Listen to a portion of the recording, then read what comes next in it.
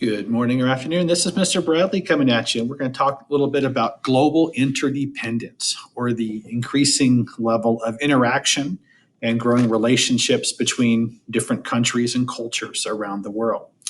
We'll be focusing on the impact of science and technology, global economic development, global security issues, and blending cultures in a global age. The way that this is going to work is there will be a set of questions that will follow each of those topics along the way. So here we go. Let's start with the impact of science and technology. And again, think about this as a lot of this really is going to reflect the increasing interdependence and cooperation between different countries around the world. So we look at exploring the solar system and beyond, right? Space exploration became more cooperative rather than competitive when you compare that to maybe the Cold War era of the space race. A couple of examples of this might include the International Space Station. Multiple countries are involved in that, the creation and maintenance of the Hubble Space Telescope, and also Mars rovers that are giving us those wonderful pictures from the surface of Mars. So these will lead to the development of new products, medical advances, and communications abilities that certainly are going to transform the way that we live. As we're expanding global communications, microchips are going to allow things to become much more smaller and more powerful, and are going to play a much larger role in shaping our everyday lives than ever before. With these microchips also, production efficiencies are going to increase. So the building of things is going to become much more efficient and cheaper and much more accessible. Many of these items are going to become much smaller, portable, powerful. Think about things like computers and smartphones and so forth. And speaking of smart devices, things like televisions, tablets, refrigerators, microwaves, cars, etc., also are going to rely on the availability of these microchips. The internet certainly is going to revolutionize trade, communications, business, and education. Looking at innovations in medical advances, certainly the role of technology that is going to transform the ability to treat people, things just like high-tech microscopes and lasers and ultrasound, CAT scan machines, MRI imaging. These breakthroughs are going to help diagnose and treat medical issues, leading to longer lifespans and improved quality of life. Thinking about growing population, we also have to consider the food supply that is available as well. So attempts to increase food production for a growing population, and also to prevent famine and hunger. Fertilizers, pesticides, high yield and disease-resistant strains of seeds have produced more plentiful yields. Unintended consequences, however, of some of the chemicals that have been used include things like cancer, birth defects, decline of small farm operations. But with the development of GMOs, or genetically modified organisms, they're created to create more tolerable crops that might have to use less of these chemical additives.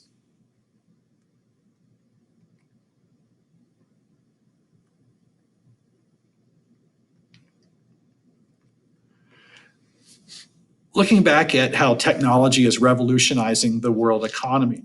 So when I think about manufacturing, these types of jobs have tended to leave the developed or industrialized nations for emerging or nations that are on their way to becoming industrialized.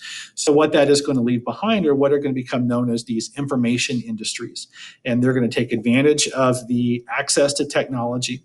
When we look at some examples of this, we're looking at things like financial services, insurance, market research, and communication services.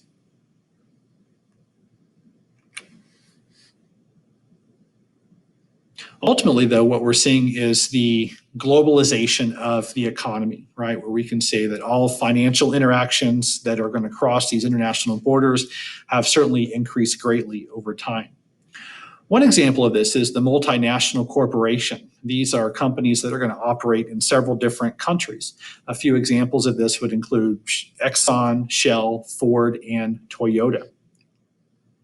Expanding free trade has also been a goal to increase economic interaction and to remove trade barriers. Sometimes there will be regional trade blocs that are going to develop, such as the European Union, the creation of NAFTA, that these were things that really are designed to promote interaction within an area by further reducing trade barriers. And considering some of the successes of these global economies, they can also share in some of the downturns. We might remember the recession of 2008 as a good example of this, how a downturn in one country is going to have a ripple effect throughout the rest of the global economy. So, for example, the US housing market impacted financial investors and brought investors in from around the world. However, when the housing bubble burst in the United States, it is going to have this ripple effect throughout the rest of the economy. People can lose their jobs, their homes, businesses could go bankrupt, investors are going to lose money and confidence. Well, we also consider the impact of globalization, that we have to think about the political effects of this as well. Trade, including manufacturing and transport, is going to require a consistent access to these resources and the energy that is going to power and transport these things, power production and transport these items. Governments develop policies to maintain access to these resources, even using military intervention to secure access. Sometimes limited access to these resources could have a ripple effect throughout the global economy. A couple of examples, maybe think about buying toilet paper a year ago, or the cyber attack on the pipeline that occurred last week in the United States, and the effect that that is going to have on maybe a particular state, region, or country as a whole. When we think about the environmental effects of global development, so certainly the increased use of resources had led to environmental damage. Coal and oil as fuel are going to release carbon dioxide into the air. The release of chemicals called chlorofluorocarbons, or CFCs, these are things that are used in refrigerators, air conditioners, and manufacturing processes, has also contributed to the destruction of parts of the Earth's ozone layer that is there to protect from harmful UV rays. In addition to that, large-scale soil erosion and deforestation can disrupt animal habitats and threaten them with extinction. Efforts to promote sustainable growth can be limited by the policies of governments, if it's something that they would support or something that they're not going to get behind as much.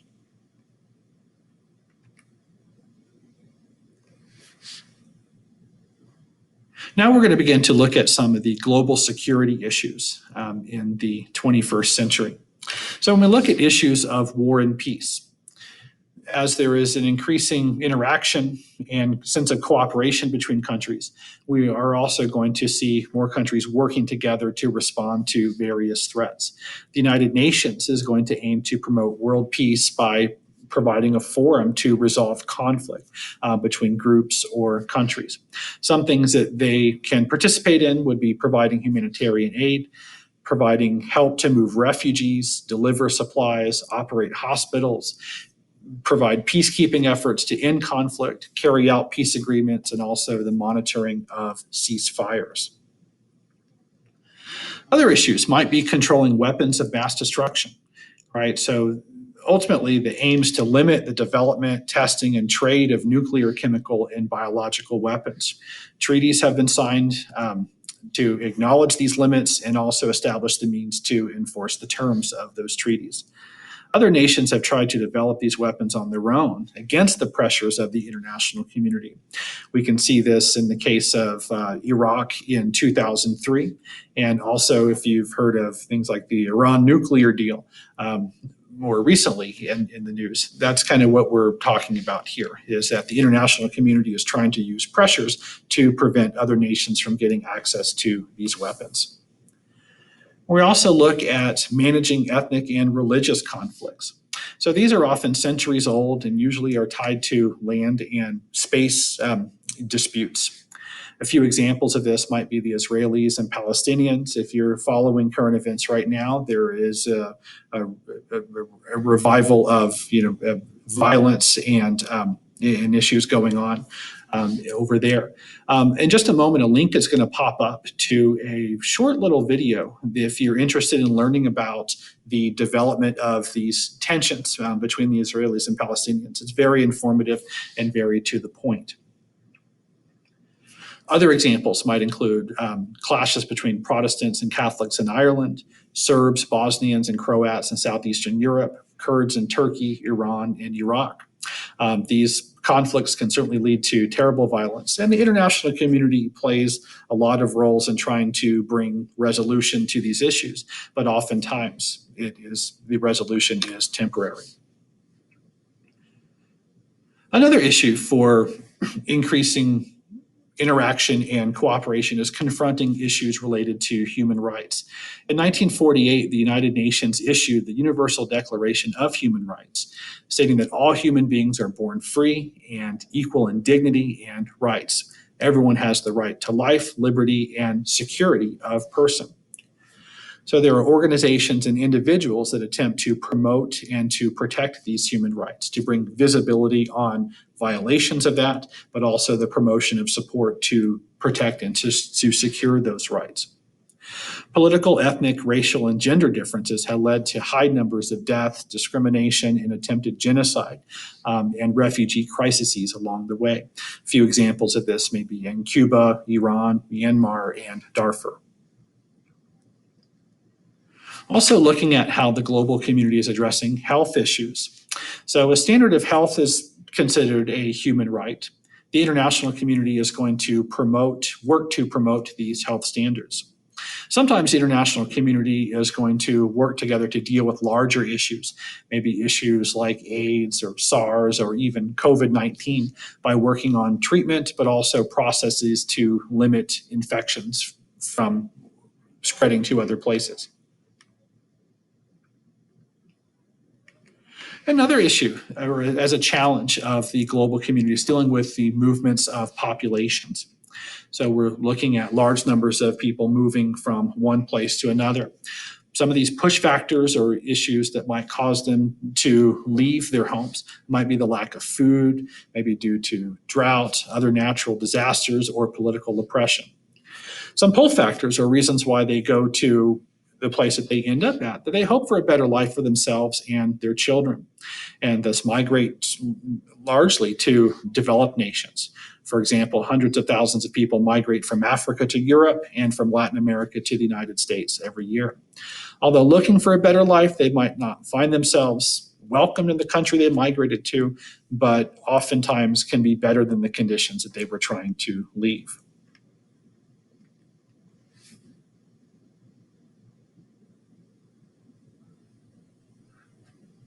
Another challenge that has developed in the 21st century, or not only developed, but certainly has been gaining some,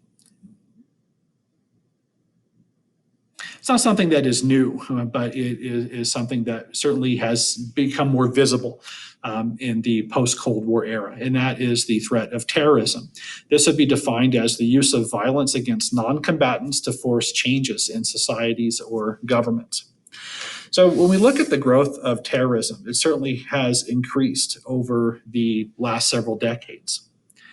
And we look at these attacks to call attention to their goals and to gain major media coverage. So why the growth of terrorism? Well, it could be motivated by gaining independence, maybe expelling foreigners, because responding to a changing society. Some may have radical religious and cultural motives behind that as well. When we look at the use of terrorism as a tool, weapons mostly would include bombs and bullets, and more recently, things like chemical and biological weapons. Targets of terrorist attacks are often crowded places where people normally feel safe, things like bus stops, restaurants, shopping malls, for example. Terrorists might target something that symbolizes what they are against, such as a government building or a religious site. On September 11, 2001, the United States was a target of international terrorism. When we think about the places that were attacked, the Pentagon, the World Trade Center, possibly the White House. Can you think about how that might serve as a symbol, as a target?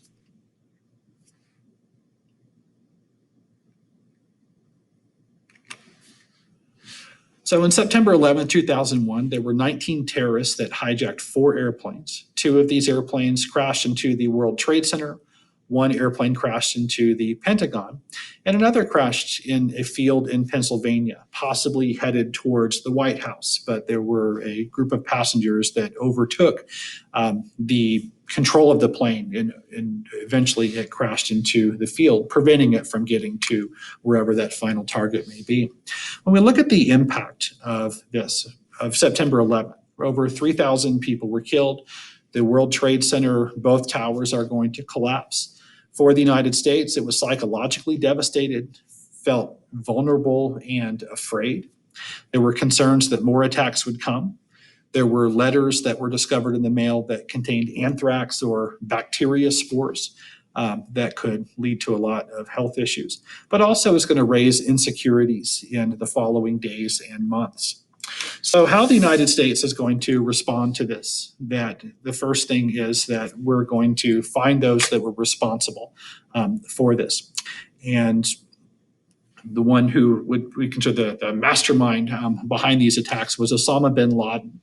He wasn't captured or killed up until 2011, so really 10 years after the war on terror is going to begin. Osama bin Laden was finally captured and killed. But this is also going to lead to larger military action by the United States, right, as a response to these attacks. So the idea was countries are either with us or they are against us. And the United States is going to launch military attacks or action into Afghanistan to topple the government of the Taliban that allowed Al Qaeda, the organization that was responsible for 9/11, the Taliban government allowed them to train and was not very cooperative with the United States as they were trying to hunt down those that were responsible for planning and carrying out those attacks. In addition to that, there were a lot of changes inside of the United States. There was the creation of something called the Department of Homeland Security that is going to coordinate several different intelligence gathering agencies as a way to monitor everything that is going on, but also to try to prevent future attacks from happening. If you look at here on the screen, this is the advisory system. So this was something that was on the television for quite some time. It would just be at the bottom of most television channels. And it was just a way to communicate with the public. If you've ever heard the saying, if you say something, or I'm sorry, if you see something, say something. This is something that, based off of the intelligence of the time, kind of gave the public a sense of how likely is it that another attack is going to happen. In addition to that, the U.S. government is also going to pass something called the Patriot Act, which is actually a very large acronym, but it is to provide the government with the legal tools as a means to fight terrorism, to respond to it, and to prevent new ones from happening. There were some criticisms of that it is going to blur some of the constitutional limitations that the government might have when it comes to right to privacy and other types of civil liberties and the rights of the accused and so forth.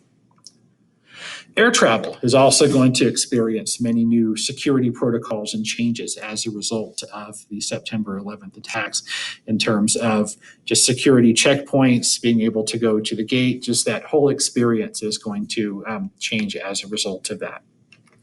But when we think about September 11th and the impact that that is going to have on an increasingly interconnected world, 9/11 certainly is going to change the way many Americans are going to view itself, the world, and other countries.